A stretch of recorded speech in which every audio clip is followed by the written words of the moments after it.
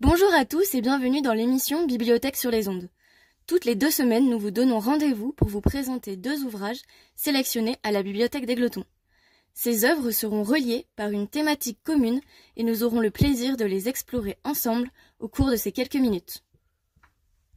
Aujourd'hui, nous abordons un sujet crucial et malheureusement trop présent dans notre société, le harcèlement. Qu'il soit scolaire, professionnel ou en ligne, le harcèlement touche de nombreuses personnes et laisse des traces profondes. Nous allons vous parler d'un album destiné aux enfants, Un renard dans mon école, un livre très important pour faire comprendre aux enfants la gravité qu'un tel comportement peut avoir. Puis, le livre Restez fort, qui est un roman posthume qui vient nous démontrer l'impact et la dangerosité du harcèlement. Pour commencer cette chronique, nous allons vous présenter l'album Un renard dans mon école, écrit par Olivier et Lola Dupin et illustré par Ronan Badel. Ce qui rend cet ouvrage particulièrement intéressant, c'est qu'il a été coécrit par un duo père-fille, Lola ayant seulement 10 ans lors de sa rédaction. Ce détail apporte une approche unique, authentique et surtout plus proche de la vision d'un enfant sur le harcèlement, donnant une voix directe à ceux qui peuvent être les premiers concernés.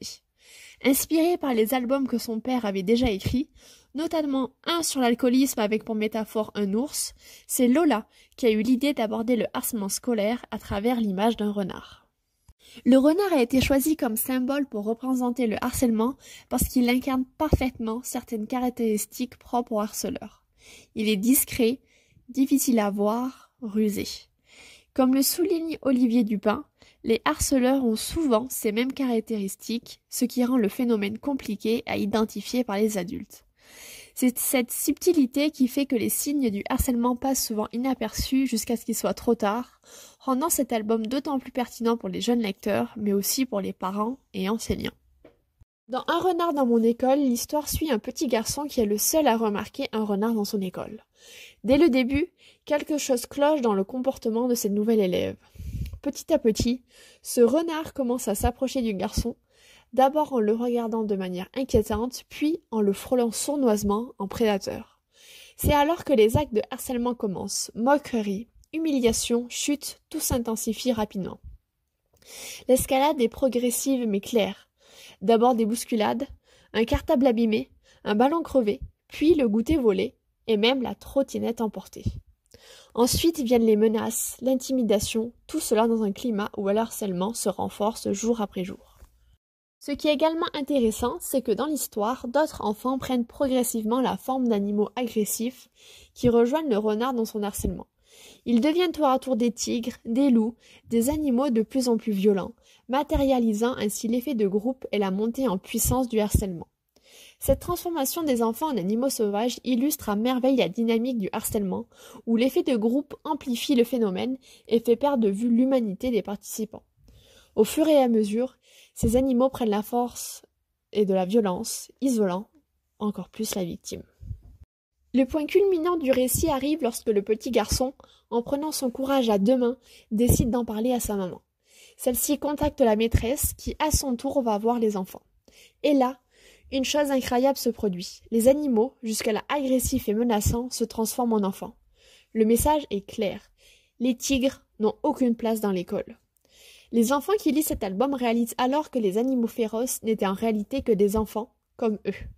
Cela permet de comprendre que derrière les apparences et les actes de violence, ce sont aussi des enfants qui, souvent, se cachent eux-mêmes derrière des masques pour ne pas montrer leur vulnérabilité. Ce roman, déjà plébiscité par les enseignants, est une lecture incontournable pour les familles et les éducateurs. Il permet d'ouvrir le dialogue sur un sujet difficile et souvent tabou et donne aux enfants les outils pour comprendre le harcèlement et en parler. La morale de cet album est simple mais essentielle. Briser le silence. Parler du harcèlement, c'est le premier pas pour arrêter le renard, pour faire disparaître cette menace invisible, mais bien présente.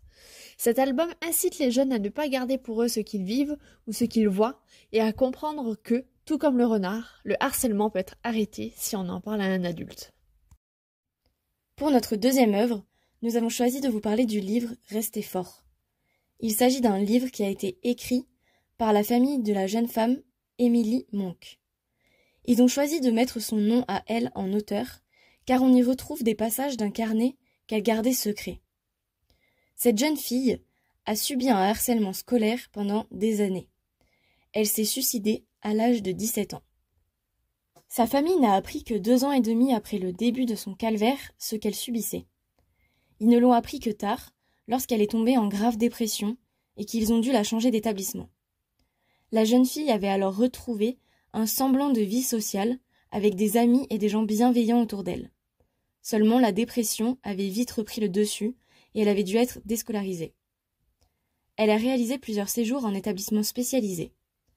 Après son suicide, sa famille a trouvé son carnet, dans lequel elle écrivait ce qui lui arrivait, mais aussi des poésies ou des textes qui lui permettaient de se délivrer un petit peu.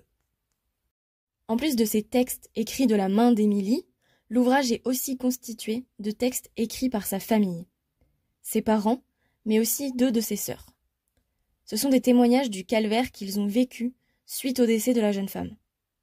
Pour une de ses sœurs, c'est aussi l'occasion de s'excuser auprès d'Émilie pour ne pas avoir compris ce qu'il se passait. Elle explique son sentiment de culpabilité quant aux disputes qu'elle pouvait avoir.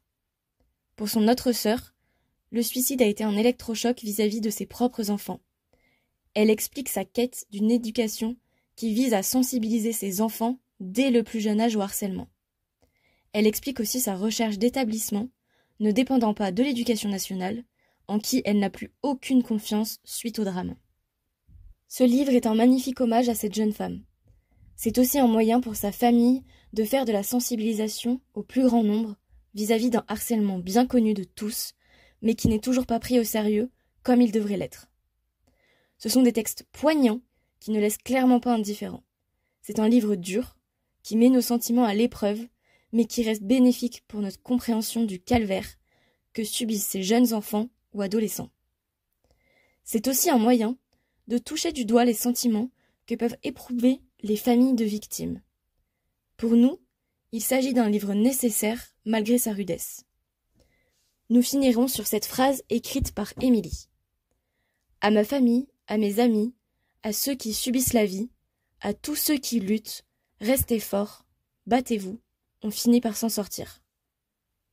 En conclusion, la sensibilisation au harcèlement, qu'il soit scolaire ou social, est une priorité essentielle, et des outils comme les livres sont des supports précieux pour en parler avec justesse. Avec l'album Un renard dans mon école, on découvre une approche douce, accessible aux plus jeunes, qui permet, grâce à des mots simples et des illustrations parlantes, d'aborder ce sujet délicat. Cet album offre aux enfants une porte d'entrée pour comprendre et exprimer leurs émotions face à des situations de harcèlement.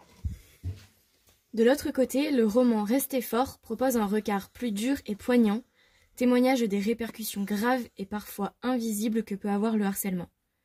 Ce récit plus intense illustre la dangerosité de ce fléau et nous rappelle que les conséquences, tant physiques que psychologiques, peuvent être profondes et durables.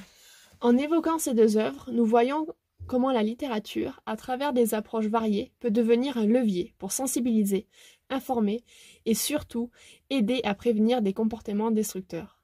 Il est essentiel de mettre en lumière ces problématiques pour mieux protéger nos enfants et nos jeunes, et ces œuvres sont un excellent point de départ pour ouvrir la discussion. Désormais, vous pouvez aussi nous écouter sur notre chaîne YouTube Bibliothèque Égletons. N'hésitez pas à la visiter pour retrouver toutes nos chroniques ainsi que d'autres contenus inédits. Merci de nous avoir rejoints sur les ondes. Et rendez-vous bientôt pour de nouvelles explorations littéraires.